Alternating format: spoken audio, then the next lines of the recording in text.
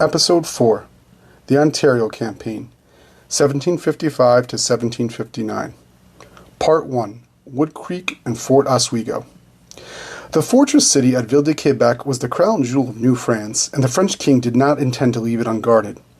The downstream fort of Louisbourg on Cape Breton Island acted as the front door in order to gain access to the St. Lawrence. This to make a fully treacherous upriver approach to Quebec. There was another possible water route entrance, and that was by the Backdoor through Lake Ontario to the southwest. If a British force could capture Fort Frontenac, located at modern-day Kingston, they could force the St. Lawrence to Montreal and onwards to Quebec. The French had another strategic fort that allowed them to control the crucial water route along Lake Ontario. Fort Niagara, located in modern Youngstown, New York, controlled access to the Niagara River south to the portage around the falls and onto Lake Erie. The British hoped to target Niagara in order to cut French supply links with the Great Lakes. Then an attempt could be made against Frontenac while a land invasion proceeded along the Champlain Valley. The British also had an important outpost on Lake Ontario from which they hoped to launch their raids against the French forts in the lake. The British fort was located at Oswego on the southern shore of the lake. Fort Oswego was situated at the point where the Oswego River flowed into Lake Ontario. One could paddle southeast up the Oswego River and onto Lake Oneida. Passing east across the lake, you could enter Wood Creek. Winding its way northeast towards the Mohawk River, here could be found a portage near modern-day Rome, New York. The Mohawk flows east from the portage until meeting the Hudson River above Fort Edward. Turning south on the Hudson, one could sail downriver past Albany and view the Catskill Mountains. Passing Kingston, New York, and on through the Hudson Highlands at West Point, Peekskill could be sighted around the bend. Further south, one would enter what the Dutch would call the Tappan Zee, or Sea of Japan, due to the Hudson's width at this point. Soon the majestic Palisades cliffs would arise, followed by the outline of a great island. At the southern tip of this long and hilly island was said to lay a magnificent natural harbor at the center of the world.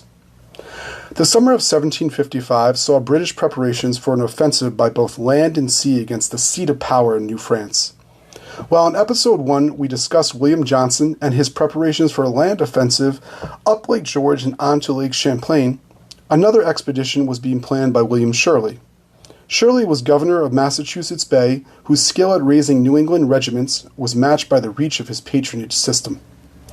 He became commander of the British Army in North America upon Braddock's death on July 13, 1755.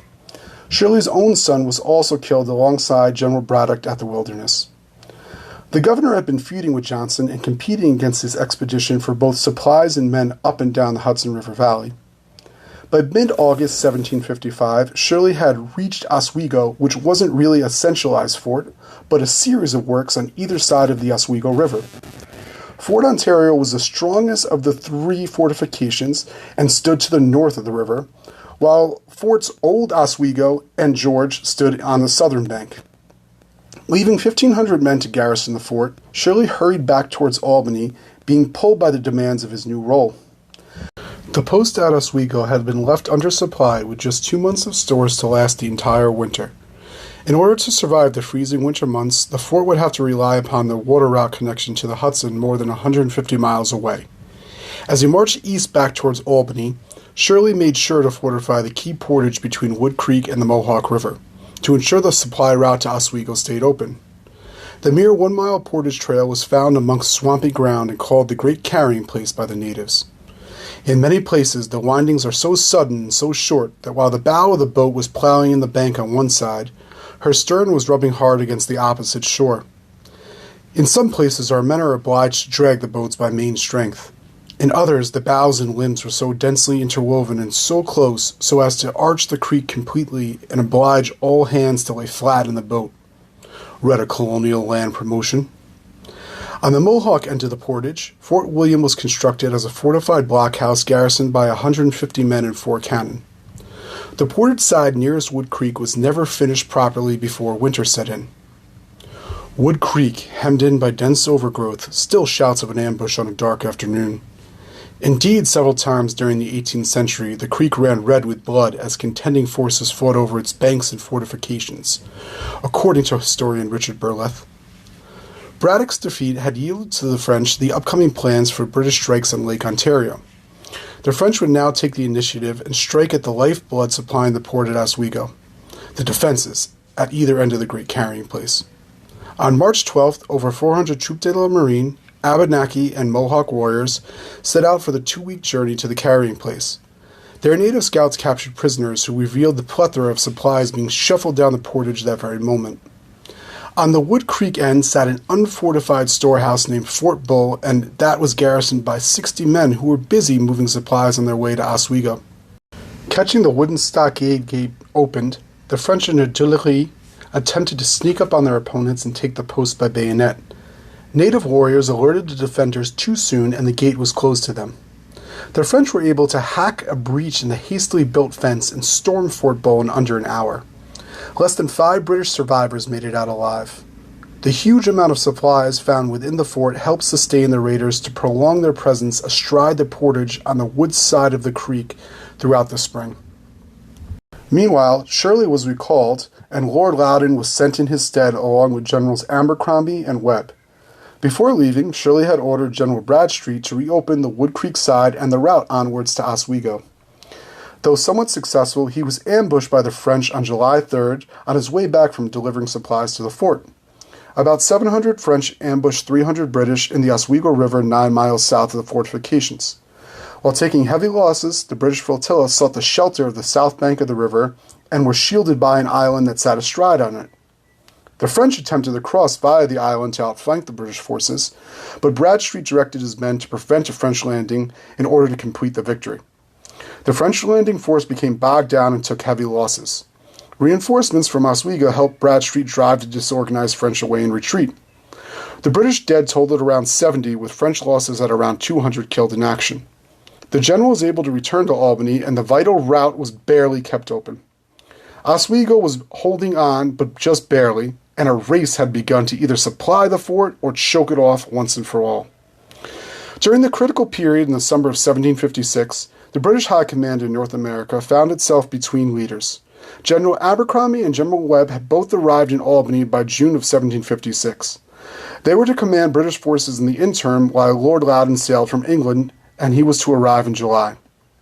Abercrombie inherited a strategy that called for a strike towards the French position at Fort Carillon, but he received news of renewed French attacks on Oswego's supply line. Pulled in 2 directions and not possessing any permanent authority, General Abercrombie vacillated. While the British command was in limbo, the new French commander, the Marquis de Montcalm, had arrived from France to take charge of the war effort. I will discuss the background of the Marquis in the final episode of Season 1, but it is suffice to say that Montcalm inherited a strong military position from Governor-General Vaudreuil. The Marquis agreed upon the seizure of Oswego to protect the supply lines on Ontario between Niagara and Frontenac. He was less sure of Vaudreuil's other motive of ensuring the alliance system of the high country natives by continuing to demonstrate French prestige. The British were ensconced at Fort William Henry and were thought to be preparing a strike north at the French fortifications on Lake Champlain. The French command was therefore intentionally moved to Carillon, which was situated at the carrying place between Lake George and Lake Champlain, in order to facilitate a deception at the end of June 1756. Montcalm made himself busy for the first few weeks of July by visible efforts to the enemy. The British command suffered from continued raids on its supply lines in the Mohawk Valley and was distracted by Montcalm's presence opposing their invasion of Lake Champlain. The French began to build up their forces through the Backdoor. The Chevalier de Lévis was left in command of Carillon as Montcalm dashed to Montreal in secrecy on July 19th. At Montreal, Governor-General Vaudreuil's younger brother Rigaud and 700 men were sent to rendezvous at Sackett's Harbor on Lake Ontario with the bands of partis de guerre that had been harassing the British supply lines in the Mohawk River Valley. Rigaud's scouts reported that Fort Oswego was but a loopholed wall held by 600 or 700 ill-fed, discontented, and mutinous men. Captured prisoners reported that more than 1,000 had died of disease over the past year alone. The French intelligence wasn't quite off the mark, for Colonel John Mercer's post had been starving due to the raids and supplies, and was so disease-ridden that the garrison barely emerged by the early summer of 1756 for repairs. Montcalm moved towards Fort Frontenac during the last 2 weeks in July, stopping to engage a large council of natives at La Présentation. Native allies of Catholic Mohawk and the High Country's peoples shared the French general's desire to push the English back towards the coast. But Oswego presented a quandary as it lay in Iroquois country and the natives enjoyed free trade. Though the Iroquois nation expressed neutrality, native warriors informed Montcalm they would not assault fortified positions or be involved in European field maneuvers. They would certainly scout and screen, but would do so as independent allies. The Catholic Mohawk especially dreaded a repeat of the horrific fraternal struggle that had taken place in the woods outside the fortified British camp the year before during the Battle of Lake George. Without the direct assuagement and assurance of the Iroquois Confederacy, the 1756 campaign against Oswego could have never materialized. By August 6, French forces had assembled over 3,000 troupes de la marine, Canadian militia, and native allies at Sackett's Harbor to invest the 1,100 men of Oswego. The French made the 30-mile march from Sackett's Bay to Fort Oswego in 4 days without being detected by the British until August 10th. French scouts observed that Fort Oswego was 3 separate fortifications set up in a triangle pattern. The strongest of these was Fort Ontario, which lay isolated on the northern side of the Oswego River facing the French lines. Separated by the river, a smaller blockhouse called Old Oswego was surrounded by a stone masonry wall, and a dirt redoubt about a quarter of a mile further south on the same side of the river comprised the meager British defenses at Oswego. Fort Ontario was obviously the strongest of the 3 works comprising the complex, by its virtue of its position upon a 75-foot cliff above Lake Ontario and controlling the mouth of the Oswego River. Colonel Mercer had divided his men almost evenly among the 3 posts, even though Fort Ontario was the only fortification that could sport cannon. During the night of August 11th, Montcalm's engineers had dug siege lines within 200 yards of Fort Ontario. While a tremendous bombardment at close range was opened up on the morning of August 12th, Mercer quietly ferried several hundred British soldiers across Oswego and into the lightly fortified blockhouse enclosure. Montcalm had failed to extend his siege lines to the river. The British made a fatal miscalculation in ceding the high ground of Fort Ontario so easily, though. French forces occupied the heights and sited the poorly constructed works to the south of the Oswego River. The French artillery opened up on the 13th, as Partie de la Guerre flanked the remaining British forts by fording the Oswego. The lightly fortified British blockhouse suffered heavy damage as Colonel Mercer was cut to pieces by a French cannonball. French troops forced the evacuation of the dirt redoubt, and the remaining British forces surrendered on August 14th. Montcalm refused the garrison the honors of war due to their perceived lack of rigorous effort in the defense of the position.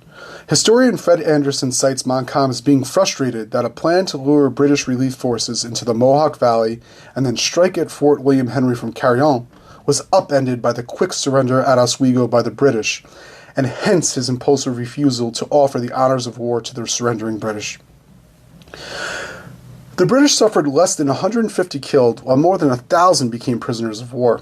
According to historian William Fowler, Jr., the booty was impressive. 7 armed vessels, 200 bateaux, 55 cannon, 14 mortars, 5 howitzers, 47 swivel guns, and hundreds of barrels of gunpowder. The several hundred French native allies were unhappy with the mostly military stocks found within the post. Besides British military forces, several hundred civilian workers and the families of soldiers lived at Fort Oswego. When the post fell, native warriors raided the hospitals and killed up to 100 wounded in order to strip the belongings. British prisoners faced a loss of personal property and outright kidnapping as they faced a gauntlet of native warriors outside the fort. Montcalm was forced to intervene and begin to ransom prisoners at a very high value. The victory at Oswego seemingly benefited the French in terms of native support for the 1757 campaign against Fort William Henry, but far too much emphasis is placed on the supposed ransoms paid by Montcalm as the prime motivating factor. Historian Michael MacDonald explains, as Vaudreuil initially hoped, the victory appeared to cement the alliances of unprecedented numbers of natives from far and wide. Vaudreuil knew as far as his native allies were concerned, talk was cheap. While plunder was seen as direct payment for services performed by an independent ally, it was subordinate to larger political reasons. Oswego was indeed captured by transit allowed through neutral territory of the Iroquois.